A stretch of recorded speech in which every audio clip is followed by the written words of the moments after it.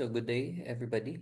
So our first lesson for the semester is actually going to be about the emergence of the social sciences and its links to natural sciences. In particular, when you discuss social sciences and the natural sciences, those two words, the social and the natural, are actually the descriptive words of a common main noun, so to speak, which are the sciences. And the sciences, as we all know, will be a systematic study of particular subject. It is an attempt to acquire a particular knowledge or a particular understanding of how something, of how a person, for example, a group of people will actually work and interact with each other. In the social sciences, that is precisely our focus.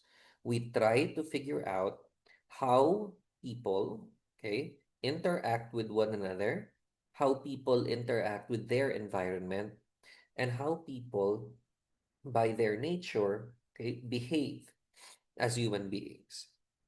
The natural sciences encompass a bit of a larger scope in the sense that it is not solely concentrated on humans, okay, but rather concentrated on every other living thing, including the non-living things that the humans being studied in the social sciences will interact with. So we as humans are part of the natural world, but how we interact with each other, how we interact with this natural world now becomes a crucial component of what social sciences will actually delve into. I'll not lie to you, no, in terms of the humanities and social sciences, it is only relatively recently that scholars have paid attention or have really given much emphasis on the social sciences. Even today, for example, in the article that you hopefully were able to read regarding the United Kingdom, okay, where it was said that we in the social sciences have a branding problem because for the longest time the natural sciences, okay, dominated what scientists have tried to focus on, and you can't blame them. There was so much to discover, there was so much to explain about certain phenomena, okay, about a lot of the things that goes on, no, in the natural world around us, that the behavior of humans was simply something that they tried to uh focus less on and just try to, well, that's how these people behave. Okay, I remember in education, for example, okay, special needs education is only recently being given the importance that it actually deserves. Okay, it's only recently that special needs education is being taken so seriously, even in the Philippines. In the Philippines, we went through a time, or we went through a period in which our focus, or the way by which we call people who had social need or had special needs issues, we simply called them with a derogatory term that starts with the letter R. Okay? Because there was a lack of understanding still at that time as to what actually these people will go through or are going through.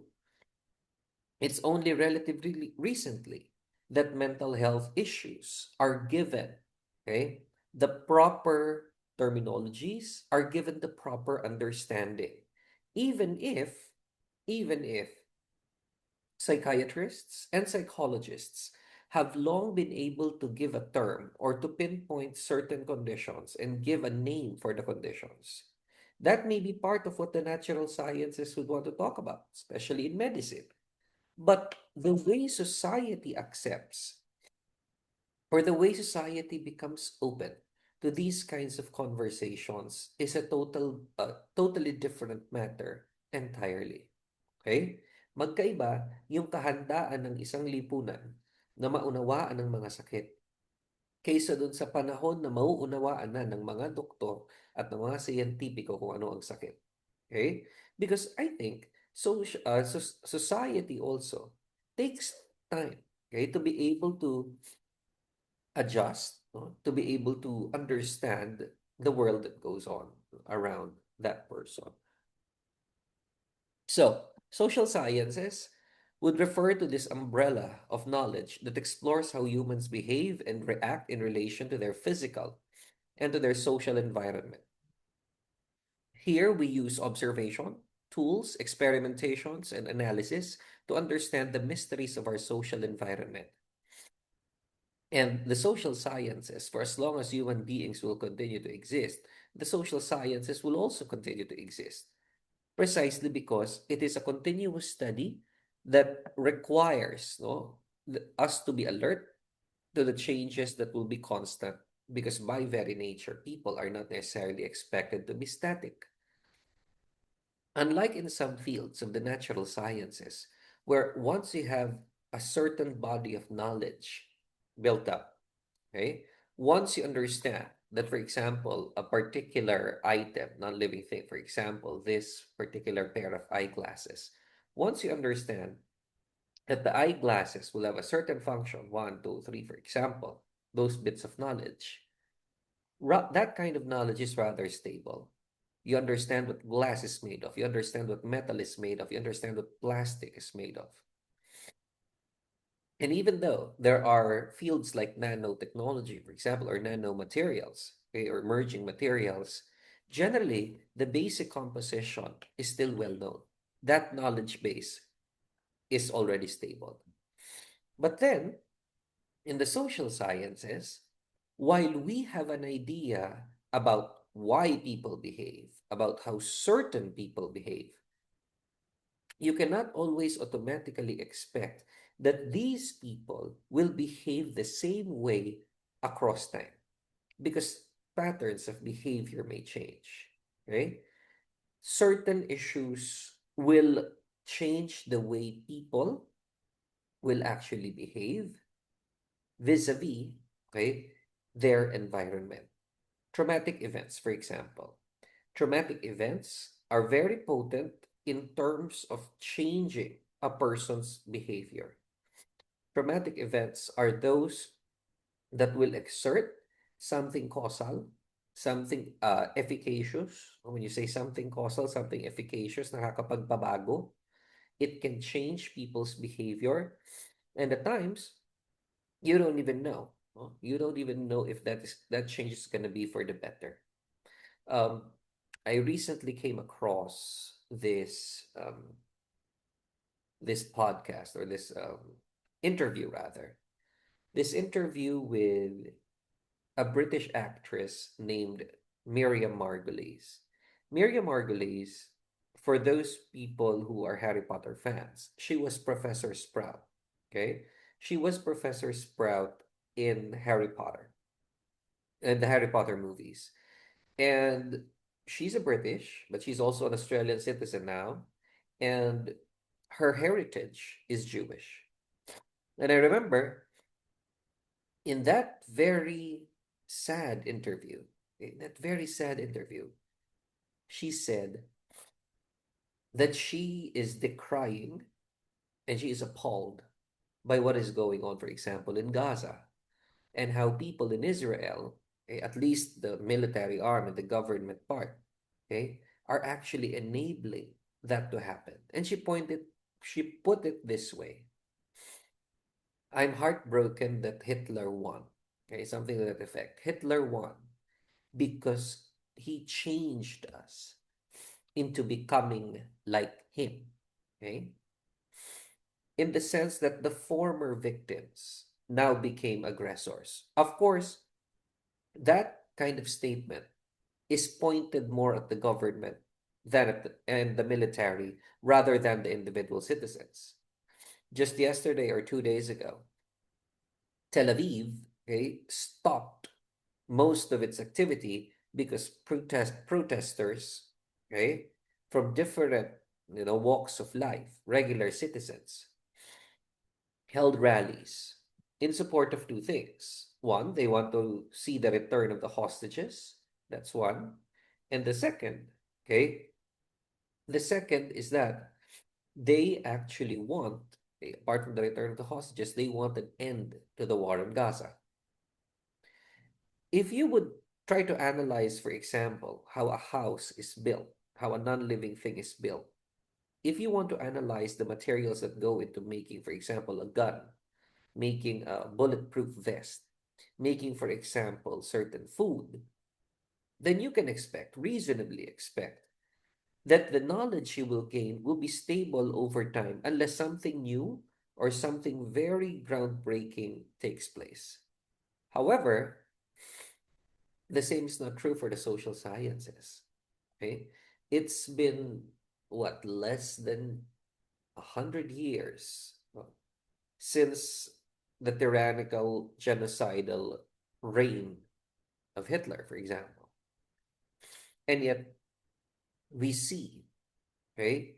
We see here, at least in the situation in Gaza, a different situation that harks back to what happened to the former victims, part of whose race are now considered as the aggressors.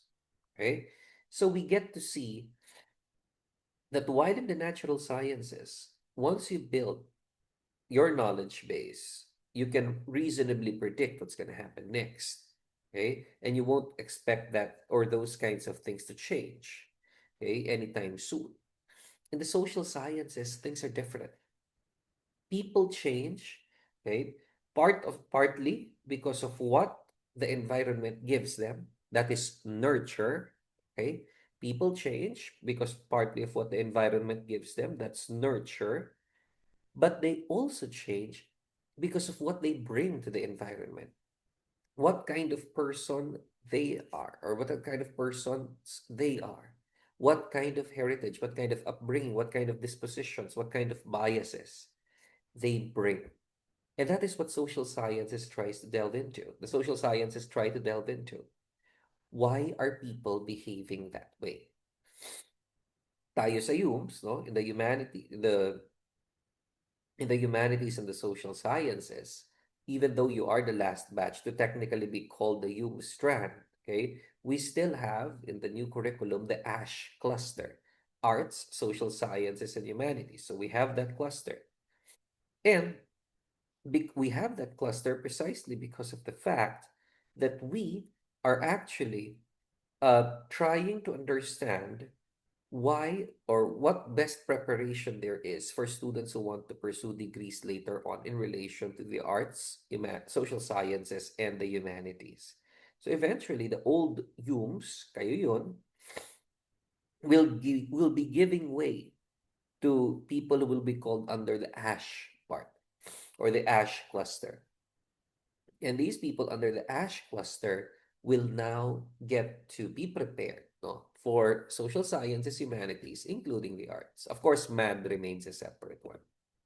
Now, in everyday life, uh, social scientists will view everyday life as something different. It goes beyond the usual definition and usage of what everyday life actually tries to point out.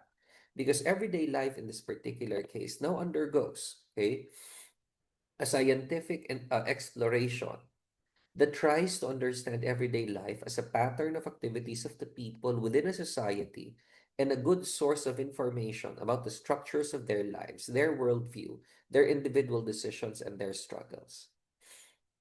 Part of your activity, okay, for this week, okay, is going to try to understand what exactly, okay, about the everyday life of the Filipino people you observe, you would say as something that is common. Ano yung mga usual nating ginagawa? Okay? And susubukan nating unawain bakit natin ginagawa yon eventually. So for example, the act of preparing a meal, okay, cooking a meal, and then giving part of it to your neighbor was not necessarily something that you would see in an urban environment, not now, okay? But it used to be part, okay, of Manila life, even as recently as the 1990s when I was, 8, 10 years old. I don't see much of it happening now. in my current state. But when I was a kid, that was something common. And I had this thinking, no, I had this thinking that it's because, okay, we're urbanized. Until recently, before I left, I got to see again, okay? I got to see again some people within the close or tightly knit neighborhood still doing that, okay? Even though they were not blood relatives. So the practice may have died out in the way I viewed it. Okay? I would remember the neighbor who would always give us extra lunch or extra dinner was called Aling Minyang. Her name is Herminia Barrera. No? Aling Minyang. She died when I was, I think, 9 years old. Kaya nawalan kami na nung ano eh, nawala yung nagbibigay sa amin usually ng lunch. She had 9 children. Okay? Siya yung nasa bahay na katabi namin. And after that, after she would prepare for her 9 children plus the husband and of course herself, she would give some of the extra to us. Laging kakatok yun. Tatawagin ang pangalan ng nanay ko. That formed part of my everyday life. Okay? But why did she give? I don't usually remember that we gave a lot, frankly speaking. Okay? But I guess that's also because of the resources, okay, that were available at the time. For someone like her who has to prepare for a family of 11, perhaps it would not have been so difficult to give part of it to a family of, at the time we were four, and two were very young children at that. Okay? So, part of what we should be interested in terms of the social sciences is human activity and why humans behave in a particular way. Okay? But we don't just stop at describing, ay, ganito ginagawa niya, ay, ganyan yan, ay, ganito. Ayan ang mamang sorbetero and all that. Bakit kaya nila ginagawa yon? Saan nanggaling yung gawaing ganun? Saan nanggaling ang wikang ganyan? Saan nanggaling yung ganyang klaseng behavior? Okay? So, I will be releasing on Canvas the activity guide on what you're going to do in terms of, okay, the everyday life scenario. And this is going to be an individual activity. Okay? So I would encourage you to document visually or audio visually if it's possible, but definitely you have to narrate. So this activity will ask you to narrate and will also ask you to document visually or audio visually a certain aspect of everyday life. Okay? And I will be giving you further notes on Canvas on what you can do. Okay, so thank you, and I'll see you again for the next meeting.